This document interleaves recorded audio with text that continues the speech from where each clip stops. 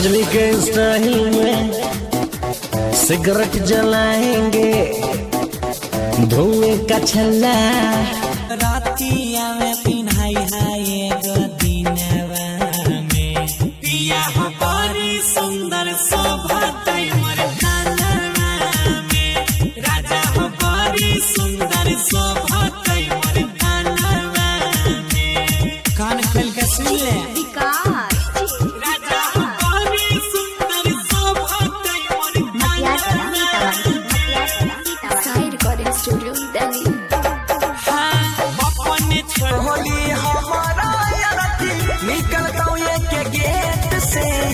ससुरा जोई भी सुन है गई जानू चिड़ले वो छाती ब्लेड से जोई में ससुरा सुन है गई जानू चिड़ले वो छाती ब्लेड से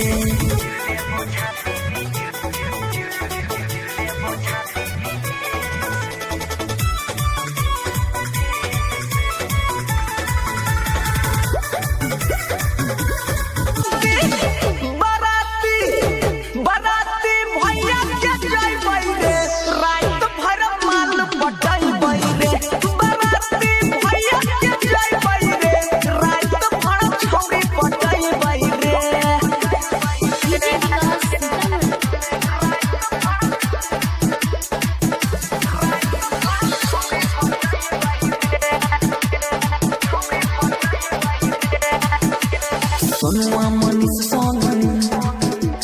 पीके रहबै टाइट रे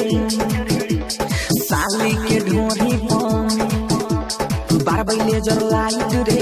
डीजे वाला छौरा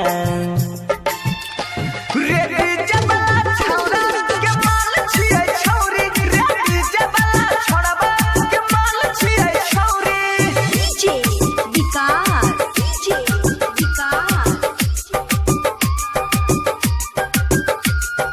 मटियार कला सीतामढ़ी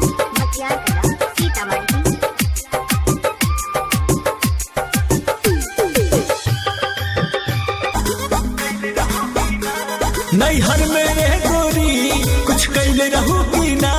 कोनो यार से प्यार के मोहर तू मरवैले रहू की ना पियावा के कसम सच बोल रानी पियावा के कसम सच बोल रानी हमको वहावे में गलती तो कइले बानी हमको वहावे में गलती तो कइले बानी बाकी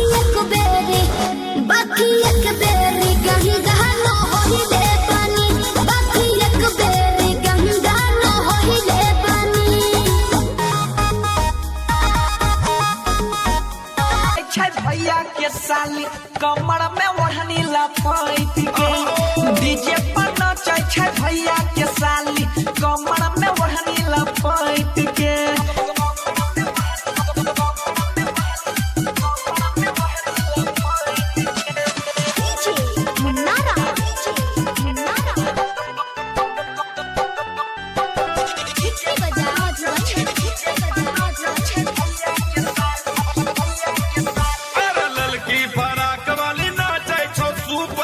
वीडियो बना के डाल दही यूट्यूब पर ओकर बाद देखिए गच गच आ गई तो व्यू मारे तमाजा अभी छै समैया मौका के फायदा उठाबे न हो भैया समय छ गेलियो तो हर बहाना किया बजा जेके यारो फिल्म्स प्रेजेंट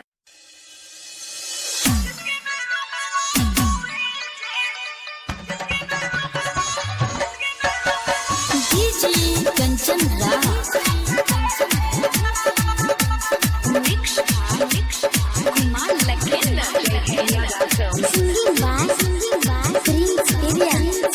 मेहनत तोहर ऐसा गहलाई जहां न देखल तोहर सूरत गे